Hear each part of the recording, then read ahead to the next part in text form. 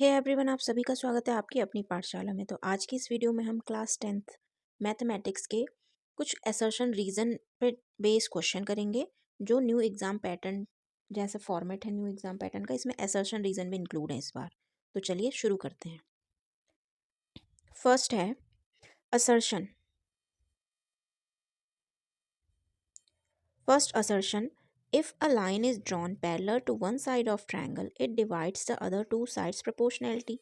है ना, ये थ्योरम है बीपीटी।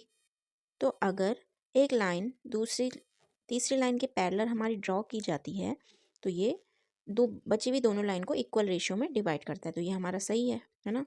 अगर हमारा ये ए बी सी है और ये ई एफ है तो हमारा क्या होता है, if A E F parallel B C तो क्या होगा, A E upon B E equal to A F upon C F. ठीक, ये थ्योरम होती है हमारी। इसका रीज़न है the converse of this theorem is also true. हाँ, कन्वर्स भी ट्रू है। क्यों? इसका कन्वर्स क्या होगा, if a line divides any two sides of a triangle in the same ratio. अगर रेशियो सेम दिया है तो लाइंस क्या हो जाएंगी, पैरेलल हो जाएंगी। ठीक, तो कौन सा वाला सही हो जाएगा, फर्स्ट वाला। Both A and R true and R is the correct explanation of assertion, है ना। तो ये हो जाएगा ऑप्शन नंबर ए। ठीक, नेक्स्ट असर्शन हमें गिवन है। नेक्स्ट असर्शन है, in a right angle triangle square of hypotenuse is equal to the sum of square of other two side. हाँ, राइट एंगल ट्रायंगल है तो उसमें हाइपोटेन्यूज का square equal to base का square plus height का square, यही तो होता है ना। और फिर इसका हमें रीज़न दिया हुआ है, this result holds for all triangles. तो क्या ये सभी ट्रायंगल के लिए होल्ड करता है? नहीं, ये सब ट्रायंगल के लिए होल्ड नहीं करता। It applies only for right angle triangles, not all types of triangle, है ना। तो ये इसका क्या हो जाएगा, असर्शन इज ट्रू। कौन सा वाला, यहाँ देखते हैं। Assertion is true but reason is false. Option number इसका हो जाएगा सी। ठीक, थर्ड असर्शन है, in similar triangles corresponding angles are equal. है ना, करस्पॉन्डिंग एंगल्स इक्वल होते हैं। अगर दो हमें ट्रायंगल दिए हैं तो इनके करस्पॉन्डिंग एंगल इक्वल होते हैं। ठीक है, फिर क्या बोला है, reason, if two triangles have three pairs of equal angles they must be congruent. तो three pairs of equal angle, तो ए ए ए, ये कौन सी प्रॉपर्टी हो जाएगी, एंगल एंगल एंगल। लेकिन ये angle angle angle angle angle congruency hold नहीं करती है कभी, है ना।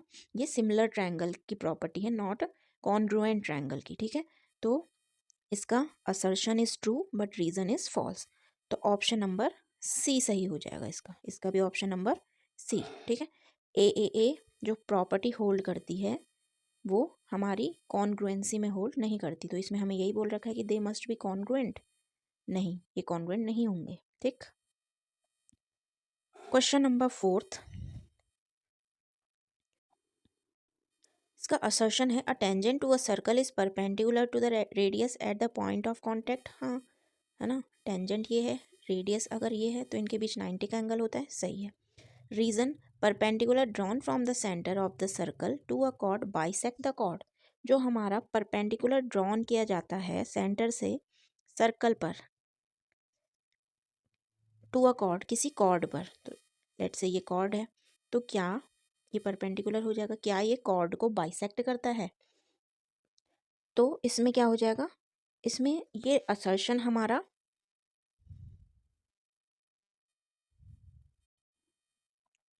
तो असर्शन तो सही है हमारा, है ना।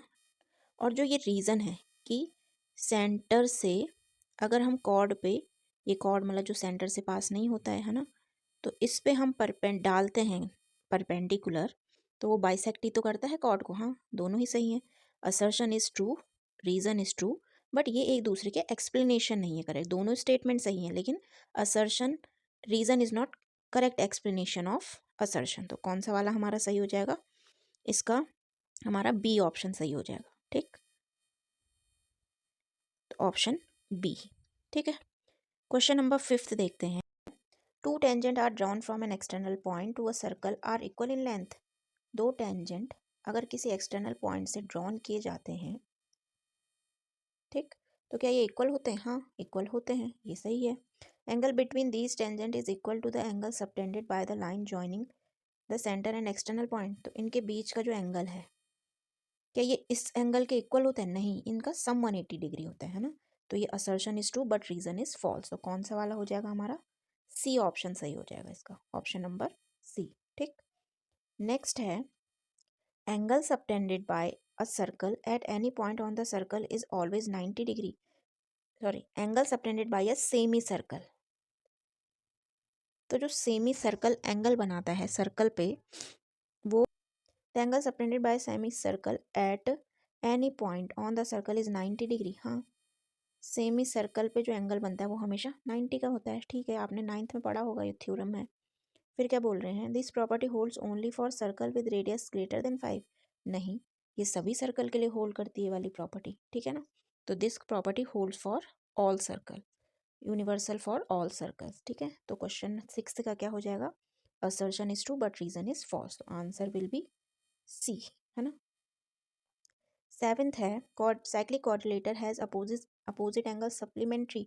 सप्लीमेंट्री मीन्स जिन दो एंगल्स का सम 180 डिग्री होता है। हाँ, अपोजिट एंगल का सम 180 होता है साइक्लिक कोऑर्डिनेटर के।